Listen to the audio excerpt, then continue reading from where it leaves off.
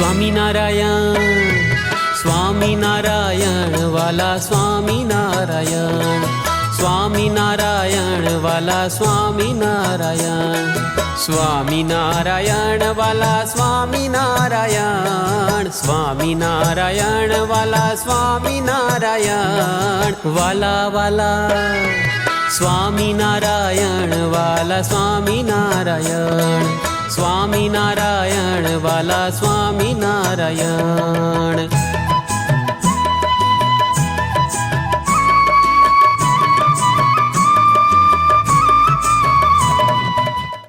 અગિયાર દિવસ સુધી રાત દિવસ બહેનો ધૂન કરશે. અહીંયા ભગવાનમાં વૃત્તિ રાખશે, ભગવાનનું ધ્યાન કરશે, પ્રદક્ષિણા ફરશે અને પંચાંગ પ્રણામો પણ થાય એટલા કરશે. આપણે આ 11 દિવસને જિંદગીના અતિ ઉત્તમ પ્રભુમય દિવસો બનાવી દઈશું તો ભગવાન બહુ રાજી થશે. તો હવે અમે ધૂનનો આરંભ કરાવી દઈએ છીએ. બોલો સ્વામિનારાયણ ભગવાનની જય. હરે કૃષ્ણ મહારાજની જય. સ્વામિનારાયણ સ્વામિનારાયણ સ્વામિનારાયણ સ્વામિનારાયણ સ્વામિનારાયણ સ્વામિનારાયણ સ્વામિનારાયણ સ્વામિનારાયણ.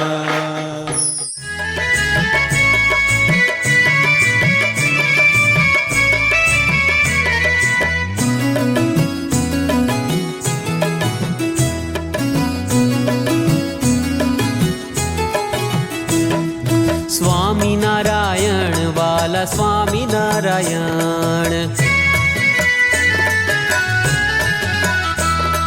સ્વામિનારાયણ વાલા સ્વામિનારાયણ. વાલા ભક્તો, આજે વિક્રમ સંવત 2081 આસો વદ દશમ તારીખ 16/10/2025 ગુરુવાર.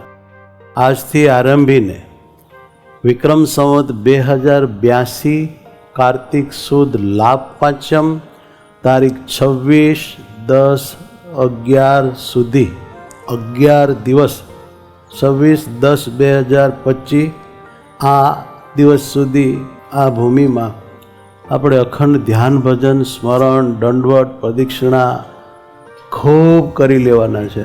અને આ 34મી શિબિરના ધૂનના આરંભમાં પૂજ્ય મુનિ બાપા અત્રે પધારશે. પ્રથમ બાપા આશીર્વાદ દેશે અને પછી આ શિબિરની ધૂનનો આરંભ કરાવશે.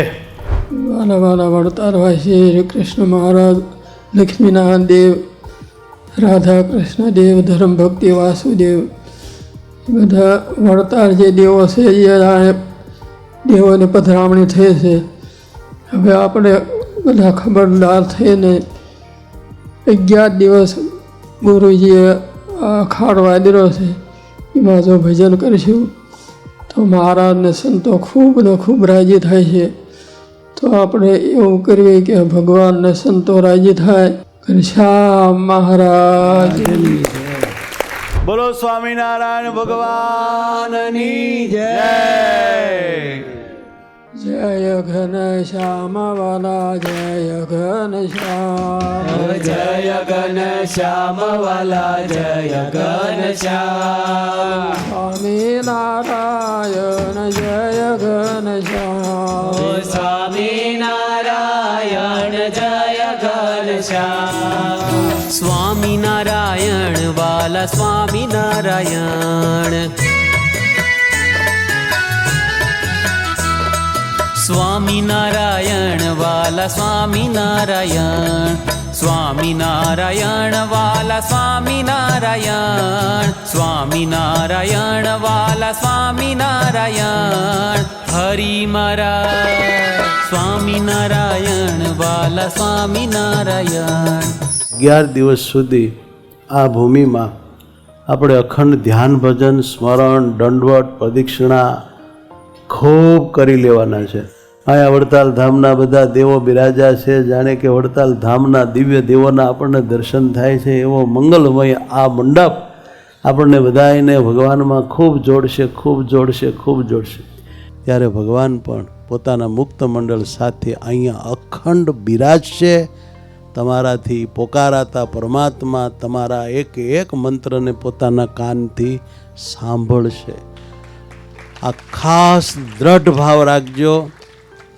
અને અહીંથી ઉપર સ્વામિનારાયણ સ્વામિનારાયણ સ્વામિનારાયણ મંત્ર જશે. બધા લોકો હોરવા થઈને અક્ષરધામમાં મંત્રો ભળશે અને ભગવાન શ્રી હરિ અને ધામમાં બેઠેલા મુક્તો બધા અમી દ્રષ્ટિ આપણા પર કરશે અને બહુ રાજી થશે.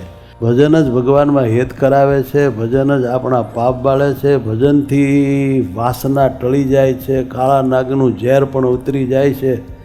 ભજન જેવું વજન બીજી કોઈ વાતમાં દેવાય નહીં. એમાંય જે ભાઈઓના અંતરાત્મા પવિત્ર થયા હશે એને તો ધૂન ભજનમાં અંતર અંજવાળું થાય. અહીં તો એવા દિવ્ય ભક્તો આવે કે એના દિલની ભાવના આપણા દિલમાં ભળે ને આપણા દિલની ભાવના એના દિલમાં ભળે. ચારે કોર દિવ્યતા ભાવના અલૌકિકતા ભવ્યતા થઈ જાય. કેટલાયને ઝબકારો થાય ને ભગવાન દેખાય.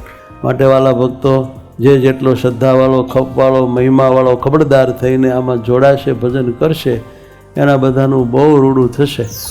સ્વામિનારાયણ વાલા સ્વામિનારાયણ, સ્વામિનારાયણ વાલા સ્વામિનારાયણ, સ્વામિનારાયણ વાલા સ્વામિનારાયણ, સ્વામિનારાયણ વાલા સ્વામિનારાયણ, સ્વામિનારાયણ વાલા સ્વામિનારાયણ.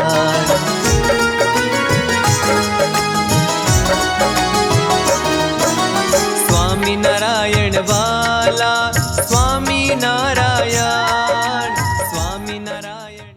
વાલા હરિભક્તો, બહેનોમાં અને ભાઈઓમાં બંને જગ્યાએ આ જે 11 દિવસની ધૂન થઈ 485 કલાક 30 મિનિટ જેવો ટાઈમ થઈ રહ્યો છે અને એ બધી જ ધૂનની પૂર્ણાહુતિ કરાવવા માટે અત્યારે વાલા ગુરુજી પધાર્યા છે. તો હું ગુરુજીને પ્રાર્થના કરીશ કે ગુરુજી આમ સૌને આ પ્રસંગે રૂડા આશીર્વાદ પાઠવશો. ગુરુજી.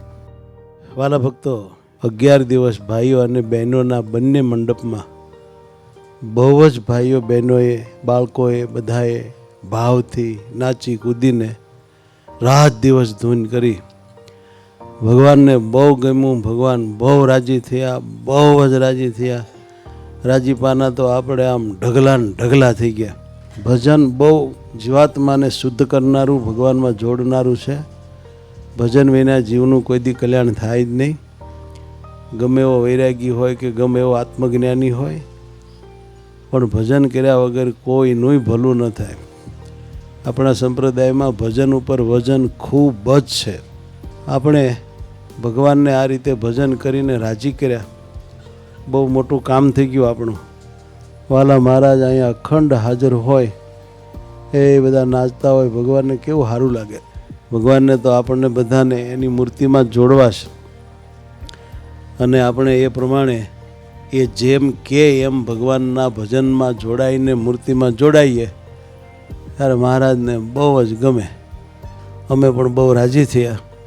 ભગવાન શ્રી હરિ અહીંયા બેસીને જે કંઈ ધૂન બોલ્યા એમને ખૂબ અંતરમાં ટાઢું રાખે, મૂર્તિનું સુખ આપે અને ખૂબ જ ભગવાન એમની સાથે રહીને એમને સર્વ રીતે સુખી કરે એવી શ્રી હરિના ચરણમાં પ્રાર્થના કરું છું. સહજાનંદ સ્વામી મહારાજની જય.